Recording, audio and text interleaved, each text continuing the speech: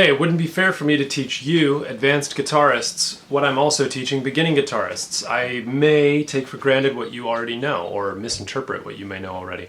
So as a warm-up, we'll do the chromatic scale, and we'll do it down here, and we'll do it a little bit faster than we would if we were in beginning guitar, and we will then transition into the modes, which are really exciting because you get to do some solos. Let's do it. So starting off with the low E strings, so this one here, we're going to go E, then F sharp, then G sharp. Next string down gives us A, sharp, then B. Right next door is C, because there's nothing between B and C. Pinky plays C sharp, then the open D, D sharp, then E, then F, because there's nothing between E and F. F sharp here on the fourth, then we got the open G, sharp, A, sharp, and the next note down, so we're not going to use our pinky here on the G string, we're going to go to the next string, so open B, then C, C sharp, D, D sharp, and E again. And if we want to keep going, we'd go F sharp, G sharp. And that would be every tone on these 4 frets. Good to know, right? You're playing every single possibility on these 4 frets. But now, to make it a little more interesting, and to involve the super pinky, as I call it, patents pending, we're going to move up to the 5th fret. Okay? So now we're in the 5th fret position on that E string, and that note is A. If you don't believe me, go back down and count yourself. So open E, then F sharp, then G sharp, then A. So we're starting on A now, index here. And for our purposes of practicing the super pinky, which is going to be really useful for when you do solos and certain scales, we're going to keep the index on the 5th fret the entire time. So we're never going to play somewhere else with the index, okay? And actually that goes the same for these 2 fingers here as well, so middle and ring. But the pinky will alternate between its natural position here and stretching a little bit to play the next tone. I'll show you what I mean right now. 5th fret is A sharp. Ring finger plays B, pinky plays C. Next note down. Huh, that's interesting. We needed a C sharp, that's D. So let's do it again. A sharp, B, C. We need a C sharp, so we're going to get this pinky to go super. We're going to stretch it over here, and that gives us C sharp. Next, we can put our index down on the A string here on 5 and give us D. Then we got D sharp, E, and right next door is F. We need an F sharp, so we're going to use our super pinky again to play F sharp. Then we play G here, D string, 5th fret. Okay, so that's G, then sharp, then A, sharp. We need a B. We have to use super pinky again. There's B. Index on the G string gives us C, middle gives us C sharp, D, sharp. We need an E. Here's where it's easier. We can go straight down. So we need an E next, and that's going to be right here on the 5th fret of the B string. So for that G, we actually get to skip the super pinky. So B string 5th fret gives us E, then F sharp, then G, then super pinky again. For G sharp, 5th fret A. And that's the end of the circuit, unless you want to keep going. So a little bit more convoluted, a little more theory maybe, a little more counting and brain power needed for this one, but it's important. It's really, really important to be able to see when there's a mistake. So if I just did it mindlessly, sorry, too mindless. I could say, hey, what an accomplishment. I did everything with my fingers. I just went 1, 2, 3, 4, 1, 2, 3, 4, 1, 2, 3, 4, 1, 2, 3, 4. But it doesn't mean anything because it's not correct, right? I'm skipping a note each time. I'm skipping one note, and that's not good.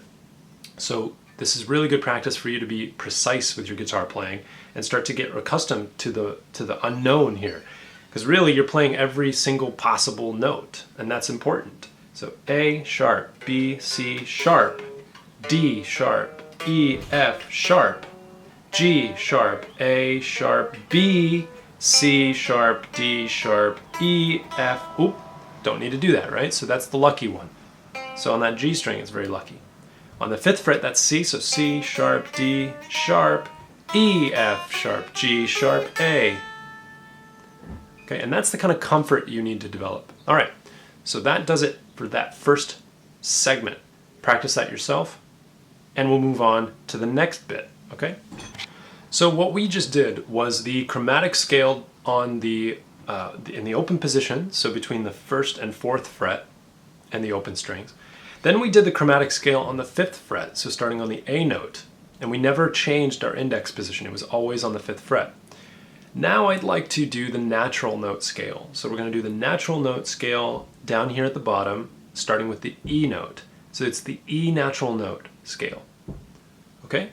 And so remember, whenever we say natural note scale, we're really just skipping over any sharps or flats. So only white keys on the keyboard. I forgot to mention, if you need that resource, pull up the image of a keyboard. It helps a lot with identifying what note comes next. Okay, so let's do the natural note scale starting on E, no sharps.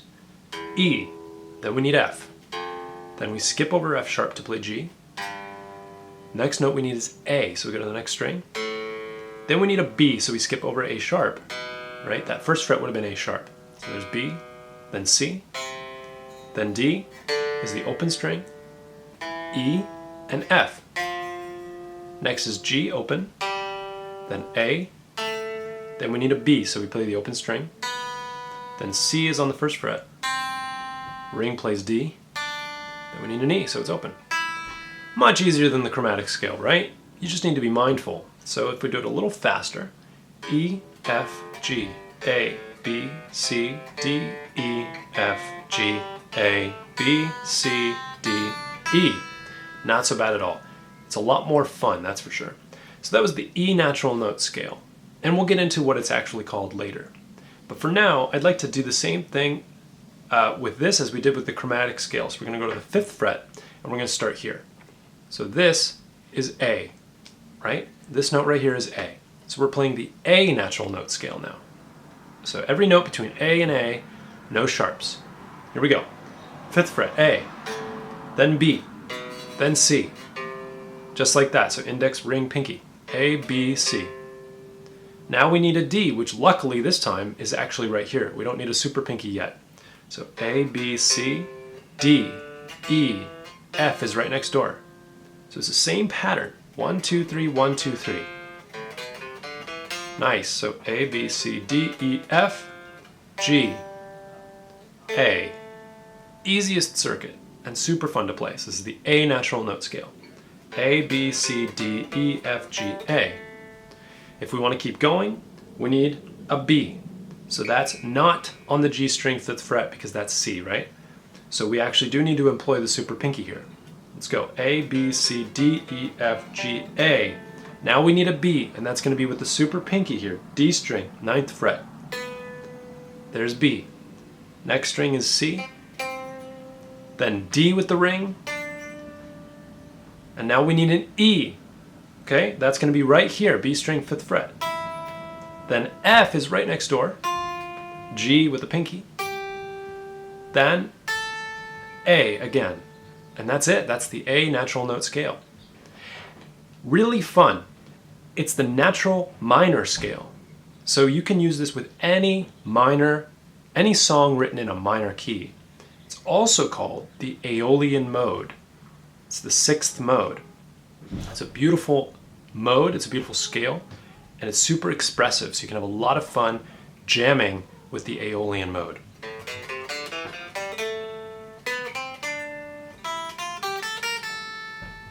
All right, so go give it a try yourself. That is the Aeolian, the A natural minor, or the A natural note scale. All of those names mean the same thing for this position, okay? So practice that one. And I would be remiss to teach you the natural minor scale, the A Aeolian, or the A natural note, without teaching you its counterpart, the C scale. So the C scale, as you might expect, starts on C, and it is what we call the major scale.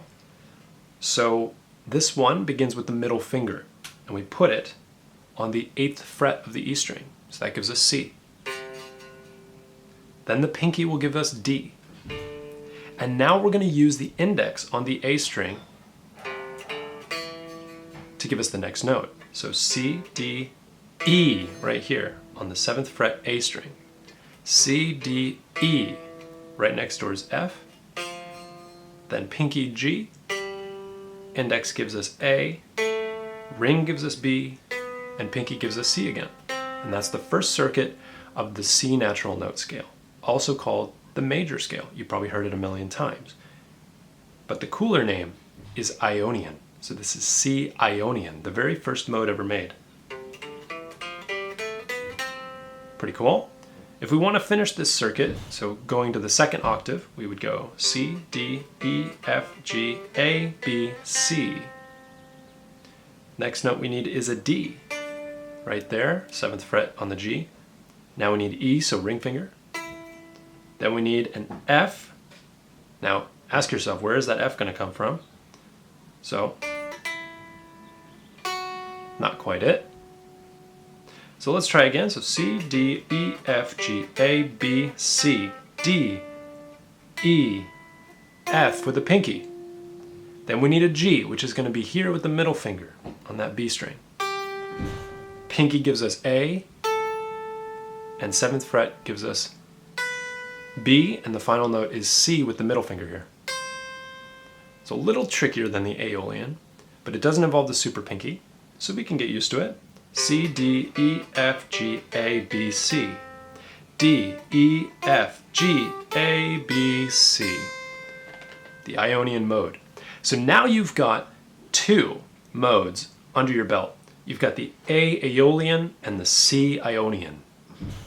Now the names aren't really that important. What's important is that you get used to having fun with them. So you can jam on them, you can play some of your favorite songs using these. 90% of the songs you listen to are going to have either a major or a minor key. That's what they're called. And if you identify that starting note and find that note on the E string, you now have the shape, the pattern of the left hand that allows you to embellish and to play solos on top of that song. Okay? So try them out, take them to your favorite songs, and see if you can find the note on the E string and play along, or just play on top of, and really just have fun with it. Okay, for the last segment of today's class, we talked about all the different major shapes, from C to A to G to E to D, right? So we talked about C, we talked about A, we talked about G, talked about E, and talked about D. Then we talked about the minor counterparts. So we taught all of the shapes for all of those same notes, but in the minor form. So C major became like this, if you recall.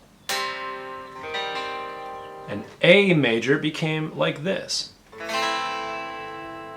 So that's A minor. Then we played G minor. So this was major, we played G minor. We want to avoid that open B string in G minor. Okay, and then we have the E minor and D minor. Hopefully those are all familiar to you. If they're not, go back and watch that video where I introduced them, because I want to jump right in for you. I'm sure you're ready. And what we're going to do is we're going to talk about those movable shapes. So we originally had our major shapes, right? Our E major shape, for example, the E major. Now, if we play this without the index finger, we can move it around a lot. So here's our E major. And if we slide up and down the neck, we can actually play a completely different chord, but it'll still be major. So for example, here's E. And using the same logic as the chromatic scale, the next fret up will be F. Our job now is to create that bar. So our index finger has to squeeze the life out of the neck, using the thumb as well. And we squeeze all 6 strings down and hold that same shape to give us F. If we keep going, we have F sharp, G, G sharp, A sharp, B, C, D, D sharp, oops, sorry, that was C sharp here, D, D sharp, and E. So same logic as the chromatic scale, but we're just keeping these fingers on the rails, so that produces a major chord. It's always consistent. So If we take the middle finger off the guitar and we free up that G string, now we're not playing with the index nor the middle finger, and that means we're playing a minor chord. So this here is the E minor shape. And using the exact same logic, we can move up fret by fret to give us a completely new chord identity. For example, if we move up to the first fret, we are leaving a gap here on the second fret. We're just producing these tones. So we're squeezing that, and that's F minor. So using the same logic, we slide up on the rails, and that gives us F sharp minor. Then G minor, G sharp minor, A sharp, B, C, C sharp, D, D sharp, and E again. So it's always consistent using the movable E shapes. You have the E major version and the E minor version. Now, if we take the A minor, and this is really kind of what separates the beginner from the advanced, if we take the A minor shape without the index, we have a new reference point, and it's the A string. So now the A string will tell us which note we're starting with and what the name of the chord's going to be. For example, here at the bottom of the guitar, we're not playing the A string with any finger. So that's an A minor chord using this shape. Okay, so the A minor shape. Now again, using the same logic, if we move up and put a bar down right here, this has to be A sharp according to this note right here. So it's an A sharp minor chord as long as these are the same.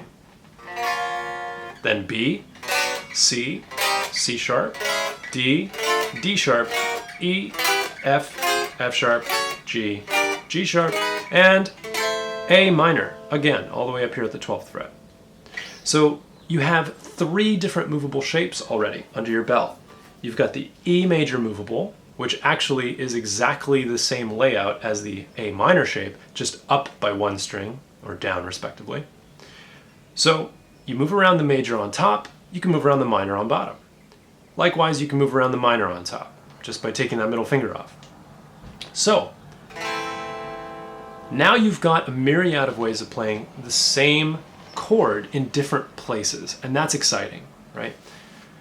So practice these movable shapes. Give yourself a random note and try to find it using these shapes. For example, if I try to find C major, I'll take my major shape at the bottom like this, and I know this is E, so I work my way up slowly. E, F, sharp, G, sharp, A, sharp, B, C. There it is. So as long as the shape is the same, I know it's a C major chord because of this identifier right here on the E string. That tells me it's C. Now likewise, if I said, hey, I want to play an F minor chord, well, first I'll go to my minor shape down here, the A minor shape. That's A, sharp, B, C, sharp, D, sharp, E, and F. There it is, I found F minor. Now coincidentally, it's also on the 8th fret. So here's C major, and here's F minor. Now that's awfully convenient. In a future lesson, we'll talk about all the ways that you can quickly jump from a major chord to a minor chord and have it sound cool. We can also talk about how to find the same name but in minor or in major, right? So say E major here will be E minor somewhere else. And if I use my lower shape, I can do that. So E major, and then if I go down here, it's A sharp, B, C sharp, D, E. Here it is right here, I think. So that's fun. You can experiment playing the major version of something and then into the minor version of something. Okay, so I think that will conclude the class for today. You've got the chromatic scale warm-up, you've got the natural note scales, so starting on E, then starting on A, and then starting on C. Remember, these all have different mode names. The one that starts on A is Aeolian, so that's kind of cool. C is Ionian. The A one is also referred to as the natural minor scale. The C one is also called the major scale. Get used to those patterns. Lastly, we talked about the chords. You've got lots of chords to choose from. Obviously, I'm leaving 2 out, right? So we're only doing 5 chord shapes, but that's okay because actually the B and the F shapes resemble, if not completely copy, other shapes. So don't worry too much about that. Okay, then you've got the minor counterparts, you've got the movable shapes, so you've got a lot that you can do for a week. So get at it, have fun.